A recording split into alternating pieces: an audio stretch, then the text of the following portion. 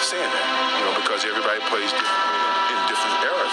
All the talk about the Chicago Bulls is about Michael Jordan, the outstanding rookie from North Carolina. Coming on this level is a brand new start for me, and I have to start from the bottom and work my way up. So, I think the hard work is ahead of me, and I'm willing to take on that challenge and go out and play the best I can. Michael Jordan is my GOAT. I play basketball because of Michael Jordan. MJ or LeBron? MJ.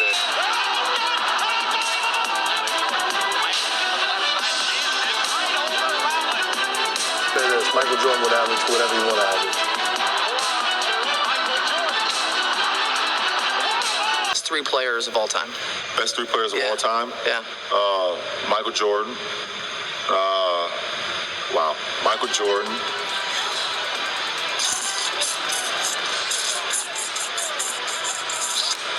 Wow, this is tough. Michael Jordan.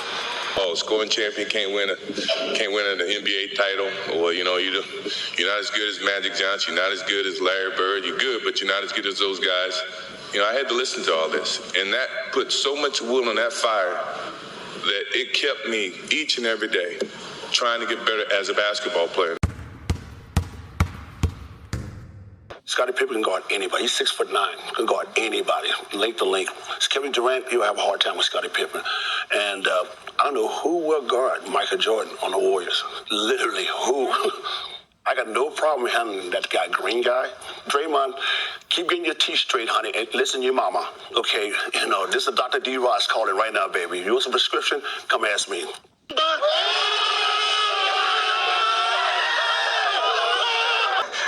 I don't have a better response than that. We can have a conversation about the Bulls of the 90s versus the Warriors of today. Those are always fun conversations. They lead nowhere, but they fill up time. But how about him taking shots like that at the current day guys? So anytime you're comparing greatness, you're going to have people on both sides feeling like you're slighting one, and rightfully so. And in this case, it seems like I'm going to do that to the Golden State Warriors.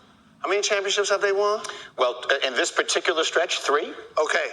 Bulls won 3 championships in a row. Right. Twice. Correct. Okay, so that's the answer to the question. This one, they're not necessarily done. Well, Michael Jordan never made it to the finals and lost. Correct. Right? Yeah. And so I would think if you're going by matchups, and people always try to do this, it's not necessarily who starts the game. It's who finishes the game. Mm-hmm. So let's not put Bogut in this. Let's not put Luke Longley in this. As somebody that played against those late 90s Bulls team, their lineup was Dennis Rodman, who's won multiple rebounding titles and Defensive Player of the Year. There's nobody on the Golden State Warriors that has won a rebounding title. Okay, fair. You got Mike and Scotty, Defensive Player of the Years, all NBA defense. Same with Dennis Rodman.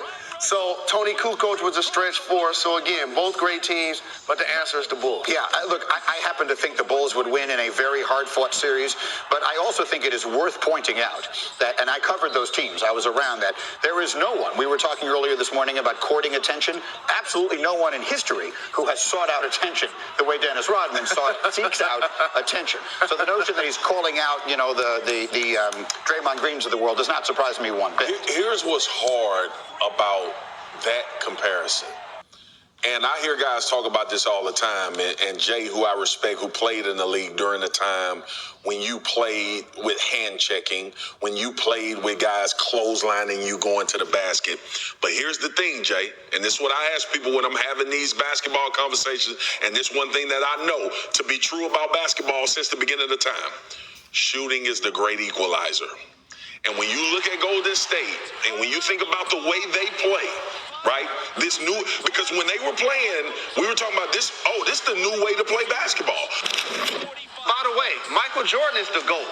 I didn't even mention, I didn't even mention him. Yeah, he's the GOAT. Well, Rodman got his way to that. Let me put this into the conversation. Okay. Rodman did work his way to what you just said about Jordan and what you just said about the era in which they played, and said this. If Michael played in this era, he'll average 50. He averaged 50 points. LeBron's a great talent, no doubt. He's probably one of the top 3 players ever played with Kobe, Magic, Kareem. But Michael's right there. I don't know why you guys discuss the GOAT. Why you just... He's saying if Michael Jordan played today, he said 50. Let me ask you, how many points a game would Michael Jordan average if he played in this league, this style, the way they play now? 10 more than his highest year. So I think his highest year is like 35, 36. I think he's averaged 37 one year. Hembo will get us that. I think he averaged 37. 10 more than that, based on what you just said. The game isn't as physical, okay?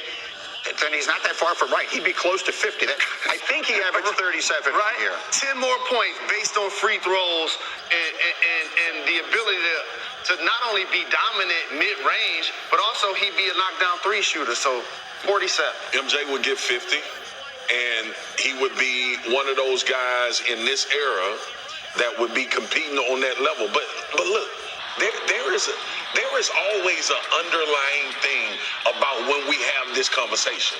When we talk about Michael Jordan is a great player in any NBA era. Correct. That's what we don't give to these guys today. I don't give a damn who you are.